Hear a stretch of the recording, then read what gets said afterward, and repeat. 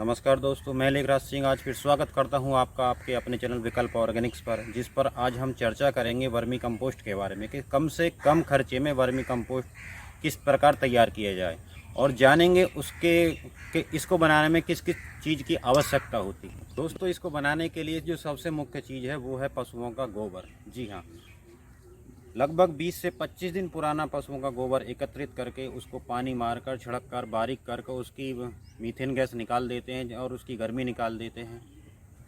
दूसरी जो मुख्य चीज़ है वो है वर्म यानी कि केंचुआ। केंचुआ वैसे तो कई कई प्रजाति का होता है, लेकिन वर्मी कंपोस्ट तैयार करने में जो केंचुआ यूज किया जाता है वो होता है आइसिना फैटिडा, जो एक ऑस्ट्रेलियन ब्रीड है।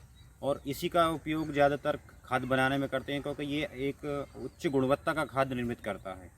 और पॉलीथीन की आवश्यकता होती है, लगभग 4 फुट चौड़ी पॉलीथीन, और उसकी लंबाई आप अपनी बेड की आवश्यकता अनुसार रख सकते हैं। और कुछ ईंटों की आवश्यकता होती है, यदि आपके पास ईंट भी अवेलेबल ना हो तो भी आप वर्मी कंपोस्ट के लिए बेड तैयार कर सकते हैं।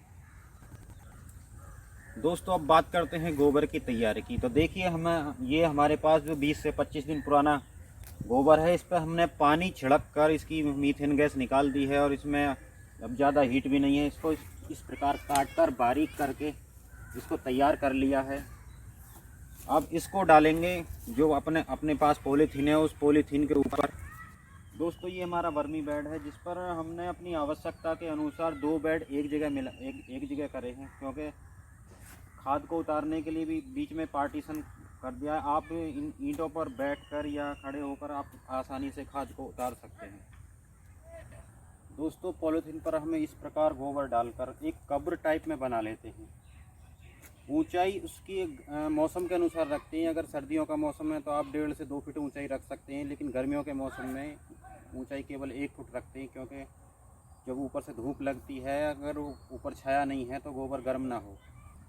अब बात आती है इसके ऊपर केंचुआ डालने के लिए। तो अब हम इस पर दिखाते हैं केंचुआ किस प्रकार इस पर डाला जाता है।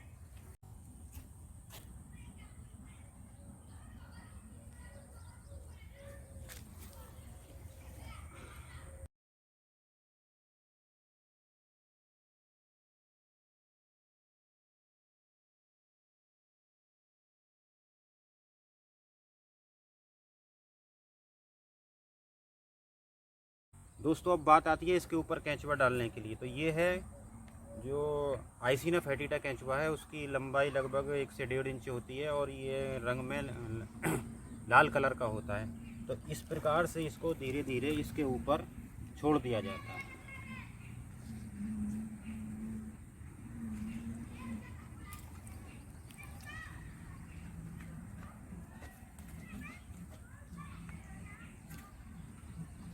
दोस्तों, केंचुआ डालने के पश्चात इसको सूखी घास, धान की पराली या गन्ने की पत्ती से इस प्रकार से कवर करते हैं, जिससे इसके ऊपर गर्मी का प्रभाव ना पड़े और केंचुओं को जितने टेम्परेचर की आवश्यकता है बेड में उतना टेम्परेचर मेंटेन रह सके।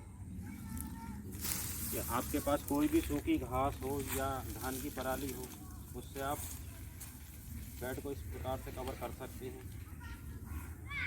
ये जो सूखी घास या पराली है, ये एक रेगुलेटर का काम करती है, जो सर्दियों में इसके अंदर ठंड जाने से रोकती है और गर्मियों में गर्मी जाने से रोकती है, जिससे केंचुए को इसके अंदर कोई परेशानी नहीं होती।